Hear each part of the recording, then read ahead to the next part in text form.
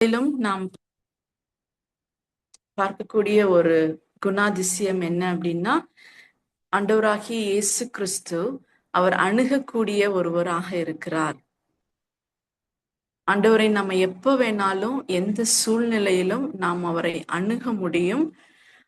அதற்கு அவர் அவைலபிளாக இருப்பார். ஜீசஸ் தி அப்ரோச்சபிள் ஒன் அப்படின்னு சொல்லி இந்த காலை வேளையில நம்ம பார்க்க இருக்கிறோம் பிரியமானவர்களே. அதற்கு 2 வேத வசனத்தை நான் இங்கே வாசிக்க விரும்புகிறேன். மத்தேயு 11:28 நமக்கு எல்லாருக்கும் தெரிந்த வசனம், வருத்தப்பட்டு பாரம் சுமக்கிறவர்களே நீங்கள் எல்லாரும் என்னிடத்துல வாருங்கள், நான் உங்களுக்கு இளைப்பாறுதல் தருவேன் என்று அவர் சொல்லுகிறார். அதே போல மத்தேயு 19 வசனங்கள் 13-15 வசனங்கள் முடிய நம்ம பார்க்கிற பொழுது ஆண்டவராகிய இயேசு கிறிஸ்து சொல்லுகிறார், சிறு பிள்ளைகள் என்னிடத்தில் வருகிறதற்கு இடம் கொடுங்கள், அவர்களை தடை பண்ணாதிருங்கள் என்று சொல்லி நம்ம பார்க்கிறோம். இந்த 2 வசனங்களில ஒரு வார்த்தை திரும்ப திரும்ப வருகிறது, கம் டு மீ, என்னிடத்துல வாங்க, என்னிடத்துல வாங்க, என்னிடத்துல வருகிறதற்கு அவர்களுக்கு இடம் கொடுங்கள் என்று சொல்லி அவர் சொல்லுகிறார். நம்ம ஏற்கனவே பார்த்தது போல ஆண்டவராகிய இயேசு கிறிஸ்துவை சுலபமாக, அவர் எவ்வளவுதான் பிஸி பர்சனாக இருந்தாலும் கூட அவரை சுலபமாக அவரை சந்திக்க முடியும், அவரை அணுக முடியும், அவரை நெருங்க முடியும் பிரியமானவர்களே. அதற்கு ஒரு சில நம்ம நம்ம வேதத்திலிருந்து ஒரு சில இன்சிடென்ட்ஸை பார்க்கும் பொழுது அது நமக்கு ஈஸியாக நமக்கு அது புரியும். முதலாவதாக லூக்கா 15 வசனம் 1 மற்றும் 2 நம்ம பார்க்கிறோம், சகல ஆயக்காரரும் பாவிகளும் அவருடைய வசனங்களை கேட்கும்படி அவரிடத்துல வந்து சேர்ந்தார்கள் என்று சொல்லி நம்ம பார்க்கிறோம். அப்ப சகல ஆயக்காரரும் பாவிகளும் அவருடைய வசனங்களை கேட்கும்படி அவரிடத்துல வந்து சேர்ந்த பொழுது பரிசேயரும் வேதபாரகரும் முறுமுறுத்து, இவர் பாவிகளை ஏற்றுக்கொண்டு அவர்களோடு கூட சாப்பிடுகிறார்கள் என்றார்கள். அந்த இடத்துல ஒரு முறுமுறுப்பு, ஒரு சலனம் ஏற்படுகிறது. ஏன்னா இவர் பாவிகளோடும் கூட அவர் பழகுறாரு, பாவிகளும் அவரை வந்து ஈஸியா மீட் பண்ணி அவரை சந்திச்சு அவர்களுடைய தேவைகளை சொல்லி அதை வந்து நிறைவேற்றி செல்லுகிறத நம்ம பார்க்கிறோம். அதனால அங்க உள்ள மத்த பாரிசீஸ் அவங்க எல்லாருமே வந்து ரொம்ப அதை பார்த்து அவங்க பிடிக்காம முறுமுறுக்கிறதை நம்ம பார்க்கிறோம். அது மாத்திரம் இல்லாம நம்ம இன்னொருத்தரை குறித்து நம்ம பார்க்க போறோம். லூக்கா 7:37 பார்க்கிற பொழுது அந்த இடத்துல ஒரு பாவியாகிய ஒரு ஸ்திரீயை குறித்து நம்ம பார்க்கிறோம். இந்த இடத்துல ஆண்டவராகிய இயேசு கிறிஸ்து பரிசேயனுடைய வீட்டுல அவர் வந்து சாப்பிடுறதுக்கு வராரு. இந்த விஷயத்தை கேள்விப்பட்ட பாவியாகிய ஒரு ஸ்திரீ என்ன பண்றா, தன்னுடைய பரிமள தைலத்தை எடுத்துக்கொண்டு அந்த வீட்டிற்கு அவள் செல்லுகிறாள். அந்த வீட்டிற்கு அவள் சென்ற பின்பு அவர் பக்கத்திலேயே நின்று அழுது கொண்டே இருக்கிறார். அது மாத்திரமல்ல, அவருடைய பாதங்களை தன்னுடைய கண்ணீரினால நினைத்து தன்னுடைய தலை மயிர்னால அதை வந்து துடைத்து முத்தம் செய்து தான் கொண்டு வந்த பரிமள தைலத்தை அவள் பூசுகிறாள் என்று சொல்லி வேதம் சொல்லுகிறது பிரியமானவர்களை. இதை பார்த்தவர்களும் வந்து முக்கியமா அந்த பரிசேயன் வந்து இதை 39 சொல்லப்படுகிறது. லூக்கா 7:39 இந்த பரிசேயன் வந்து என்ன பண்றாருன்னா, இவள் பாவியாக இருக்கிறாளே என்று தனக்குள்ளே சொல்லி கொண்டான். அந்த இடத்துலயும் ஒரு சின்ன ஒரு டிஸ்டர்பன்ஸ் நடக்குது. ஏன்னா இவர் வந்து நார்மலான பீப்புள் கூட பழகாம, அல்லது வந்து பாவிகளும் வந்து ஈஸியா வந்து இவரை அணுக முடிந்தது, அப்ரோச் பண்ண முடிந்ததை இந்த இடத்துல நம்ம பார்க்க முடிகிறது. அதே போல இன்னொரு இன்சிடென்ட்ல கூட நம்ம பார்க்கிறோம். லூக்கா 19:1-10 யாரை குறித்து நம்ம பார்க்கிறோம், சகேயுவை குறித்து நம்ம பார்க்கிறோம். சகேயுவை வந்து ஏசாமியை போய் சந்திக்கணும் அப்படின்னு சொல்லி ஒரு மரத்து மேல போய் இருக்கிறாரு. அப்பயும் வந்து ஆண்டவர் சொல்றாரு, ஏசாமி சொல்றாரு, நீ சீக்கிரம் வா, இன்றைக்கு நான் உன்னுடைய வீட்டுல நான் தங்கணும் அப்படின்னு சொல்றாரு. இதை கேட்டு அந்த மனுஷனும் ரொம்ப சீக்கிரமா ஒரு ஓடி வந்து தன்னுடைய வீட்டுல சேர்த்து கொள்றான். அப்போ வந்து அங்கு உள்ளவர்கள், வசனம் 7ல சொல்லப்படுகிறது, அதை கண்ட யாவரும் இவன் இவர் பாவியான மனுஷனுடைய வீட்டுல போய் தங்கணும்னு சொல்றாரே அப்படின்னு சொல்லி முறுமுறுக்கிறதை நம்ம பார்க்கிறோம். ஆனா அந்த நேரத்துல என்ன நடக்குது? ஒரு மனம் திரும்புதல் நடக்குது. வசனம் 8ல பார்க்கிறோம், அவன் சொல்றான், என் ஆஸ்தியில நான் பாதிய ஏழைகளுக்கு நான் கொடுக்கிறேன், 4 தனையாய் நான் திருப்பி செலுத்துறேன் அப்படின்னு சொல்றாரு. அப்படின்னு அந்த சகையும் சொல்றான். அப்ப ஆண்டவராகிய இயேசு கிறிஸ்து சொல்றாரு, இன்றைக்கு இந்த வீட்டிற்கு ரட்சிப்பு வந்தது அப்படின்னு சொல்றாரு. யாரெல்லாம் ஆண்டவராகிய இயேசு கிறிஸ்துவை ஒரு தேவைக்காக அணுகுகிறார்களோ, அவன் பாவியாக இருந்தாலும் கூட அந்த இடத்துல ஒரு சமாதானம் கிடைக்கிறது, ஒரு விடுதலை கிடைக்கிறது. அவர்களுக்கு தேவையானதை அவர் செய்கிறதை நம்ம பார்க்கிறோம். அதே போல குஷ்டரோகி ஒருவனை சந்திக்கிறார். முக்கியமா லூக்கா 5:12-14 அநேக குஷ்டரோகிகளை அவர் சுகப்படுத்துகிறார். இந்த இடத்துல லூக்கா 5:12-14 வரைக்கும் பார்க்கும் பொழுது, இந்த குஷ்டரோகம் நிறைந்த ஒரு மனுஷன் இயேசுசாமியை கண்டு, உமக்கு சுத்தமானால் என்னை சுத்தமாக்க உம்மாலே ஆகும் என்று அவரை வேண்டிக் கொண்டான். இந்த குஷ்டரோகியை அவன் குடும்பம் கூட அணுகல. ஏன்னா அவனை வந்து ஒதுக்கி வச்சிருந்தாங்க, அது பரவிடும் அப்படின்னு சொல்லி அவன் யாரையுமே அணுக முடியாது, மற்றவர்களும் அவனை அணுக முடியாது. ஆனால் இவனுக்கு ஒரு நம்பிக்கை என்னன்னா, நான் சுலபமாக இந்த இயேசு கிறிஸ்துவை என்னுடைய தேவைக்காக நான் அப்ரோச் பண்ண முடியும், நான் அணுக முடியும் என்று சொல்லி தைரியமாக அவரிடத்துல கேட்கிறான். அவரும் வந்து தன்னுடைய வார்த்தையினால இந்த இடத்துல சுகப்படுத்தல. அந்த தொடுதலை அநேக நாட்களுக்கு பிறகு, ஒரு மனுஷனுடைய தொடுதலை அநேக நாட்களுக்கு பிறகு அவன் அந்த இடத்துல உணர்ந்தான். அவர் தமது கையை நீட்டி அவனை தொட்டு, எனக்கு சித்தம் உண்டு, சுத்தமாக என்றார். உடனே குஷ்டரோகம் அவனை விட்டு நீங்கிற்று என்று சொல்லி நம்ம பார்க்கிறோம். பிரியமானவர்களே, அடுத்தது ஒரே ஒரு காரியத்தை மாத்திரம் நான் சொல்லிட்டு நான் அடுத்ததுக்குள்ளாக நான் கடந்து செல்லுகிறேன். சமாரியா பெண்.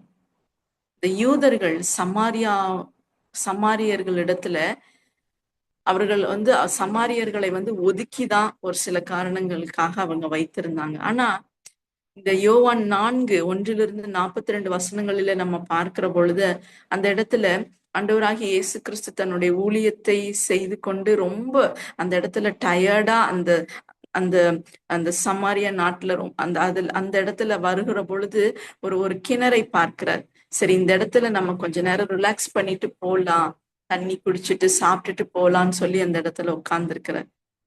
அப்ப அந்த சமாரியா பெண் வந்து தண்ணீர் எடுக்கிறதுக்காக அந்த கிணற்றின் அருகே வரா. அப்ப ஆண்டவராகிய இயேசு கிறிஸ்து சொல்றாரு, எனக்கு தாகத்துக்கு தண்ணீர் கொடுக்குறியா அப்படின்னு கேட்கிறார். அப்ப இந்த சமாரியா பெண் சொல்றா, யூதர்கள் சமாரியருடனே சம்பந்தம் களவாதவர்களானபடியால் சமாரியா ஸ்திரீ அவரை நோக்கி, நீ யூதனா இருக்க சமாரியா ஸ்திரீயாகிய என்னிடத்தில் தாகத்துக்கு தா என்று எப்படி கேட்கலாம் என்றாள். அதுக்கப்புறம் ஒரு பெரிய ஒரு கான்வர்சேஷன், ஒரு பெரிய ஒரு காரியம், ஏசாமியும் அவளும் வந்து நிறைய காரியங்கள் பேசுகிறத நம்ம பார்க்கிறோம். அப்போ சீஷர்கள் வந்து உணவு வாங்குவதற்காக சென்று அங்க போயிருந்தவங்க திரும்பி வராங்க. திரும்பி வந்து இந்த காட்சியை பார்க்கும் பொழுது அவங்க ரொம்ப ஆச்சரியப்பட்டு பார்த்தார்கள் என்று சொல்லி வேதம் சொல்லுகிறது. அது மாத்திரமல்ல, இவளுடைய வாழ்க்கையில நடந்த காரியத்தை ஆண்டவராகிய இயேசு கிறிஸ்து சொல்லிக்கொண்டே இருந்ததை கண்டு இவர் ரொம்ப ஆச்சரியப்பட்டு தன்னுடைய ஊருக்குள்ள ஓடி அநேகருக்கு அவர் சொல்றான், என்னுடைய வாழ்க்கையில நடந்தத இவர் சொல்றாரு, இவருதான் கிறிஸ்துவா இருப்பாரோ என்று சொல்லி அநேகரிடத்துல சொல்லுகிறதை பார்க்கிறோம். இதை கேட்ட அநேகர் அந்த இடத்துக்கு வராங்க. வந்த உடனே திரும்பி அவ சொல்றா, என்னுடைய வாழ்க்கையில நடந்த எல்லா காரியத்தையும் இவர் சொல்றாரு அப்படின்னு சொல்லி சொல்லுகிறதை கேட்ட உடனே இவள் சொல்லுகிறதை கேட்டு அநேகர் ஆண்டவராகிய இயேசு கிறிஸ்துவின் மேல் விசுவாசம் உள்ளவர்கள் ஆனார்கள் என்று சொல்லி நம்ம பார்ப்போம். இப்படியாக ஆண்டவராகிய இயேசு கிறிஸ்துவை ஆஹ் ஒரு ஒதுக்கி வைத்த ஒரு கம்யூனிட்டியாக இருக்கலாம், அல்லது ஒரு ஒரு அஹ் தொட முடியாத ஒரு வியாதி உள்ள மனுஷனாக இருக்கலாம், அல்லது ஒரு பாவியா இருக்கலாம் இல்லையா, பாவி என்று கருதி முத்திரை பண்ணப்பட்ட ஒரு மனிதர்களாக இருக்கலாம் இல்லைங்களா. யாரா இருந்தாலும் ஆண்டவராகிய இயேசு கிறிஸ்துவை சுலபமாக அணுக முடிந்ததை நம்ம பார்க்கிறோம்.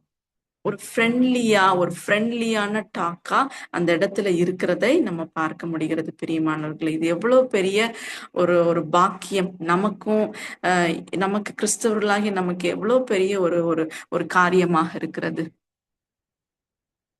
நம்ம எல்லா தேவைகளோடு கூட, ஏன்னா நம்மை சுற்றி இருக்கிற மனிதர்கள் எல்லா நேரத்திலையும் அப்ரோச் பண்ண முடியாது, அவைலபிளா இருக்க மாட்டாங்க. ஆனா நம்மை நாம் வணங்குகிற இந்த தேவன் எல்லா நேரங்களிலும் அவர் ஒரு ஒரு அப்ரோச்சபிள் பர்சனா இருக்கிறதை நம்ம பார்க்க முடிகிறது. பிரியமானவர்களே, இன்னும் யாராவது ஐயோ நான் இந்த பாவம் செய்து விட்டேனே, நான் எப்படி ஆண்டவருடைய சமூகத்துல நான் வர்றது அப்படின்னு சொல்லி இன்னும் தயக்கத்தோடு கூட, அல்லது இன்னும் தேவையை வைத்து கொண்டு இன்னமும் அவரை அணுகாமல் நம்ம இருக்கிறோம் அப்படின்னா,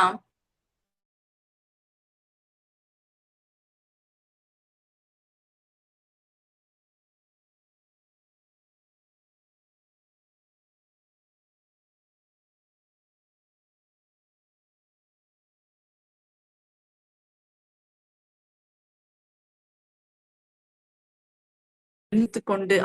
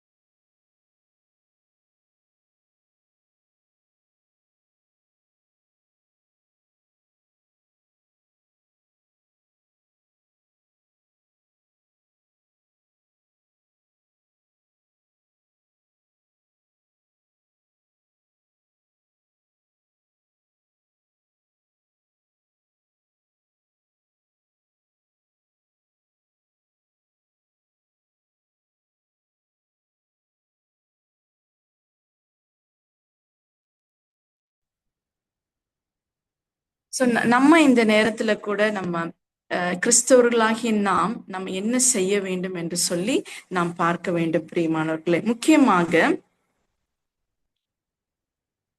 நான் வந்து எக்ஸ்ட்ரீமா நம்ம போய் பாவிகள் இடத்துல போய் நம்ம பழகணும், இந்த மாதிரி எல்லாம் நான் இந்த இடத்துல நான் பேச விரும்பல.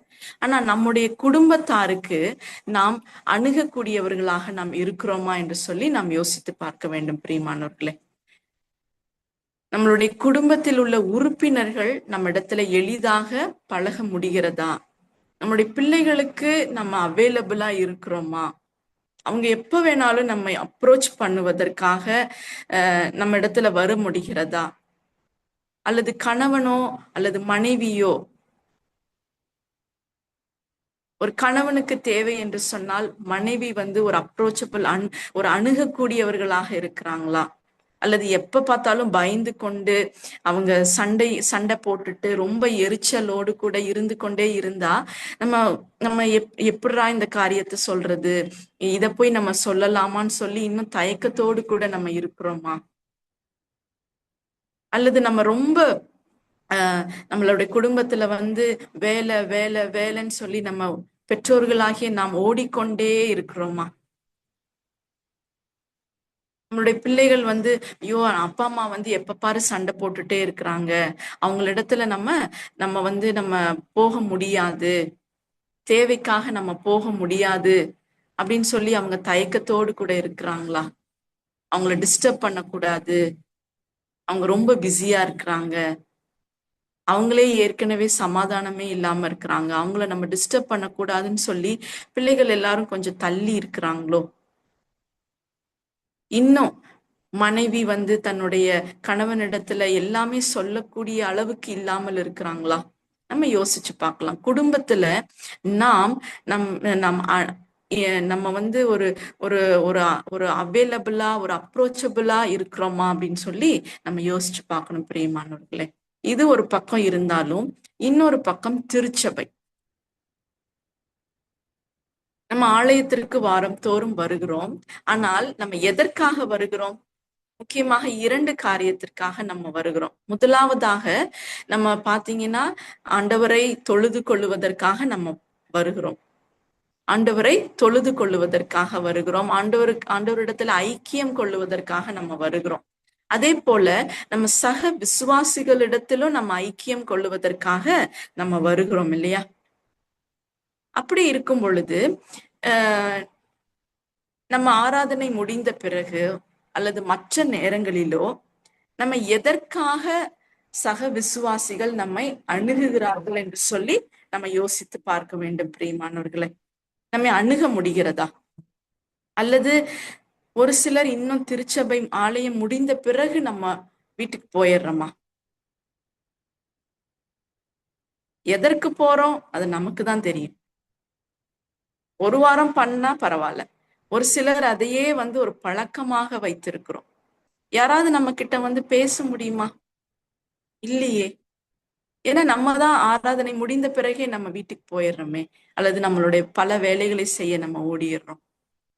ஒரு சிலர் நம்ம ஆலயத்திற்கு வந்த பிறகும் ஆராதனை முடிந்த பிறகும் மற்றொரு சென்று பேசுவது கிடையாது. அல்லது இதை பார்க்கிற ஒவ்வொரு வாரமும் இதை பார்க்கிறவர்கள், ஐயோ அவங்க யார்ட்டையும் பேச மாட்டாங்க, நம்ம தான் போய் பேசிட்டு இருக்கணும், அதனால நம்ம இவங்க கிட்ட போறதுக்கு பதிலா வேற யார்ட்டையாவது போலாம் அப்படின்னு சொல்லி போறாங்களா? யோசிச்சு பார்க்கலாம். அல்லது நம்ம ஒரு சிலர் என்ன பண்றோம் அப்படின்னா,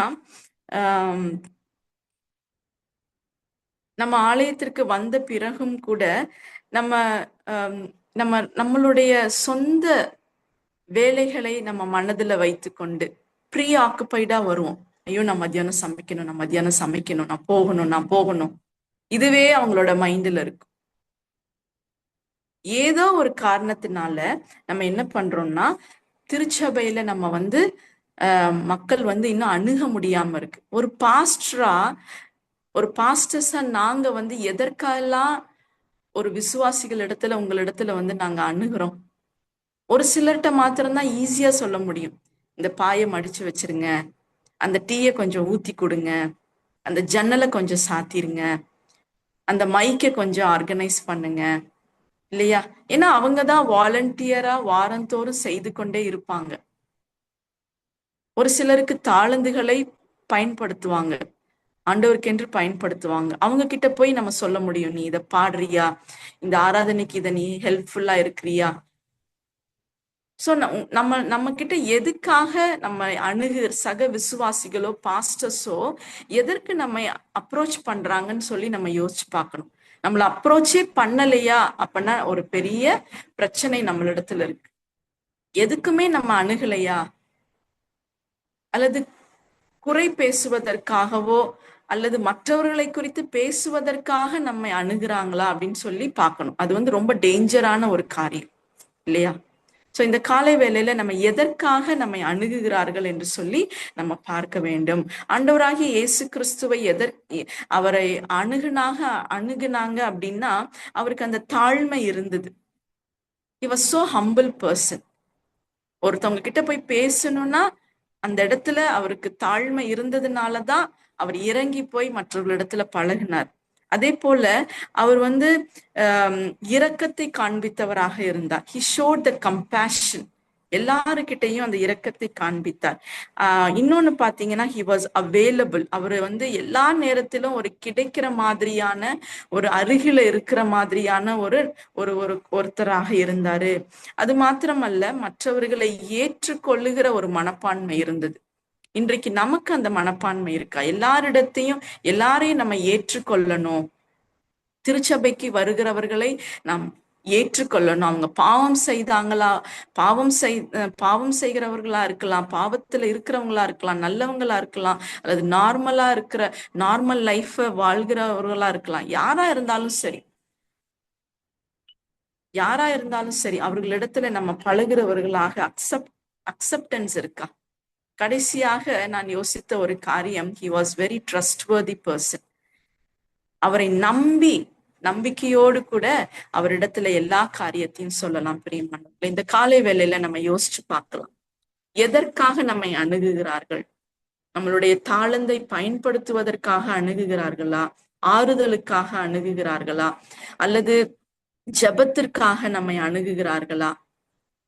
ஒரு ஆலோசனைக்காக நம்மை அணுகுகிறார்களா? ஒரு சமாதானம் கிடைக்க வேண்டும் என்று சொல்லி நம்ம இடத்துல வருகிறார்களா என்று சொல்லி நாம் யோசித்து பார்க்க வேண்டும். பிரியமானவர்களே, இந்த காலை வேளையில நம்ம ஆண்டவரிடத்துல கேட்போம், ஆண்டவரே, நான் எப்பெல்லாம் அவங்க கிட்ட நான் வரணும், அப்பெல்லாம் என்னை அக்செப்ட் பண்ணி என்னை ஏற்றுக்கொண்டு என்னுடைய தேவைகளை சந்திக்கிறவராக இருக்கிறேன். அதே போல நானும் வரக்கூடிய நாட்களில அல்லது இன்றையிலிருந்து நான் ஒரு தீர்மானத்தை எடுக்கிறேன் என்று சொல்லி ஆண்டவரிடத்துல கேட்போமா? நிச்சயமாக ஆண்டவர் அந்த தீர்மானத்தை ஆசிர்வதிப்பார். அந்த வாஞ்சையை நமக்கு ஆசிர்வதித்து கொடுப்பார். கர்த்தர் தாமே இந்த வசனங்களை நமக்கு ஆசிர்வதிப்பார். நாம் ஜெபிப்போம். கேட்ட சத்தியங்களை நாம் நினைத்து பார்த்து இயேசு கிறிஸ்துவை நாம் எளிதாக அணுக முடியும். இந்த நாளில் எந்த காரணத்திற்காக நாம் இயேசு கிறிஸ்துவை விட்டு தள்ளி இருக்கிறோம்? அது ஒரு பாவமாக இருக்கலாம், அல்லது ஒரு தயக்கமாக இருக்கலாம், அல்லது என்னால் எல்லாம் செய்ய முடியும், அவர் எனக்கு வேண்டான்னு சொல்ற ஒரு மனப்பான்மையாக இருக்கலாம். என்னவாக இருந்தாலும் சரி, இந்த நாளில் நம்ம அந்த காரியங்களை விட்டு விலகி இயேசு கிறிஸ்துவனிடத்துல வரும்போது அவரை போல நாம மாற முடியும். பிரியமானவர்களே, நம்மை மற்றவர்கள் அணுகக்கூடிய அளவுல நாம மாறி இருக்கிறோமா? யோசித்து பார்க்கலாம். கிருபை நிறைந்த எங்கள் நல்ல ஆண்டவரே, நாங்கள் உம்மை துதிக்கிறோம், உம்மை ஸ்தோத்தரிக்கிறோம். எளிதாக எல்லாராலும் கூடியவராக இருப்பவரே, நாங்கள் உம்மை துதிக்கிறோம், உம்மை ஸ்தோத்தரிக்கிறோம். ஆண்டவர், வேதாகமத்துல ஆண்டவர் அநேகரை ஆண்டவரை சந்தித்தீர். ஆண்டவரே, அநேகரை நீர் ஆண்டவரை ஏற்றுக்கொண்டீர், அரவணைத்தீர். அவர்களே ஆண்டவரே, அவர்கள் உம்மோடு கூட பேசுவதற்கு, உம்மோடு கூட பழகுவதற்கு நீர் எளிமையானவராக இருந்தீரே, அதற்காக கூட நன்றி செலுத்துகிறோம். இப்பொழுதும் நாங்களும் ஆண்டவரே உம்முடைய சமூகத்துல ஏதோ ஒரு காரணத்திற்காக உம்மை விட்டு விலகி இருந்தா அந்த காரியங்களை எங்களுக்கு மன்னியுங்க. ஏதோ ஒரு தயக்கத்தினால, ஒரு பாவத்தினால, ஒரு குழப்பத்தினால, அல்லது ஆண்டவரே எங்களால எல்லாம் செய்ய முடியும் அப்படிங்கிற ஒரு மனப்பான்மையில ஆண்டவரே நாங்கள் உண்மை விட்டு தள்ளி இருந்தோம் என்றால், ஆண்டவரே கர்த்தர் தாமே இந்த நாட்களில் எங்களை மன்னியுங்க. என்னென்று சொன்னால், நீர் எங்களுக்காக காத்திருக்கிறீர். நாங்கள் உம்மிடத்துல வருவோம் என்று சொல்லி ஆண்டவரே எங்களை அழைக்கிறீர். வருத்தப்பட்டு பாரம் சுமக்கிறவர்களே, நீங்கள் எல்லாரும் என்னிடத்தில் வாருங்கள் என்று சொல்லி இருக்கிறீர். ஆண்டவரே, நாங்கள் ஒவ்வொருவருமே ஒவ்வொரு விதத்துல ஒரு பாரத்தை சுமந்து கொண்டிருக்கிறோம். அந்த பாரத்தினால் சோர்ந்து போயிருக்கிறோம். ஆண்டவரே, யாரெல்லாம் ஆண்டவரே உங்களுடைய சமூகத்துல நாங்கள் ஆண்டவரே வந்து ஆண்டவரே உண்மை அணுக வருகிறோமோ, நீர் எங்களை ஏற்றுக்கொள்ளுகிறீர். அதற்காக நன்றி செலுத்துகிறோம். யாரெல்லாம் இன்னும் தயக்கத்தோடு இருக்கிறார்களோ அவர்களிடத்தில் நீர் இன்னும் தொடர்ந்து பேசி கொண்டிருக்கிறீர். உண்மை விட்டு விலகி இருக்கிறார்களோ அவர்களோடு நீர் தொடர்ந்து பேசி கொண்டிருக்கிறீரே, நன்றி செலுத்துகிறோம். வந்த ஒவ்வொருவரையும் ஆண்டவர் நீர் ஆண்டவரை ஏற்றுக்கொண்டு அவர்களுடைய வாழ்க்கையில நீர் ஆண்டவரே பெரிய காரியங்களை செய்கிறீர். அவர்களுக்கு தேவையான காரியங்களை தருகிறீரே, அதற்காக நன்றி செலுத்துகிறோம்ப்பா. இப்பொழுதும் எங்களை ஆண்டவரே உம்முடைய கரத்துல கொடுக்கிறோம். நீர் எப்படி அணுகக்கூடியவராக இருந்தீரோ அதே போல நாங்களும் மற்றவர்களால எளிதாக அணுகக்கூடியவர்களாக இருக்க உதவி செய்யுங்க. எங்களை குறித்து மாத்திரமே நாங்கள் யோசித்து ஆண்டவரே சுயநலமாக இருந்து மற்றவர்களை விட்டு தள்ளி இருக்காத படிக்கு, அல்லது ஆண்டவரே மற்றவர்களுடைய குறைகளை அதிகமாக யோசித்து அதை காரணம் வைத்து மற்றவர்களை தள்ளி வைத்து விடாத படிக்கு, ஆண்டவரே நீர் ஆண்டவரை எப்படி எங்களை ஏற்றுக்கொண்டீரோ, நாங்கள் எப்படி உண்மை அணுக முடிந்ததோ அதே போல மற்றவர்களும் எங்களை அணுகக்கூடியவர்களாக நாங்கள் இருக்க எங்களுக்கு உதவி செய்யும். மற்றவர்களை குறித்து நாங்கள் கரிசனைப்படுகளாக இருக்க எங்களுக்கு உதவி செய்யும். உண்மை போல நாங்கள் இந்த காரியத்துல மாறுவதற்கு எங்களுக்கு உதவி செய்ய முடியாது கூட கெஞ்சுகிறோம். தொடர்ந்து ஆண்டவரை நீங்க பொறுப்படுத்திக் கொள்ளுங்கப்பா. தொடர்ந்து வழி நடத்துங்க. இந்த நாள் முழுவதும் பாதுகாத்துக் கொள்ளுங்க. துதி கன மகிமையெல்லாம் உமக்கே செலுத்துகிறோம். மீட்பர் இயேசு கிறிஸ்துவின் மூலமே ஜெபிக்கிறோம் நல்ல பிதாவே, ஆமென். என் ஆத்துமாவே கர்த்தரை ஸ்தோத்திரி, என் முழு உள்ளமே அவருடைய பரிசுத்த நாமத்தை ஸ்தோத்திரி. என் ஆத்துமாவே கர்த்தரை ஸ்தோத்திரி, அவர் செய்த சகல உபகாரங்களை மறவாதே. ஆமென்.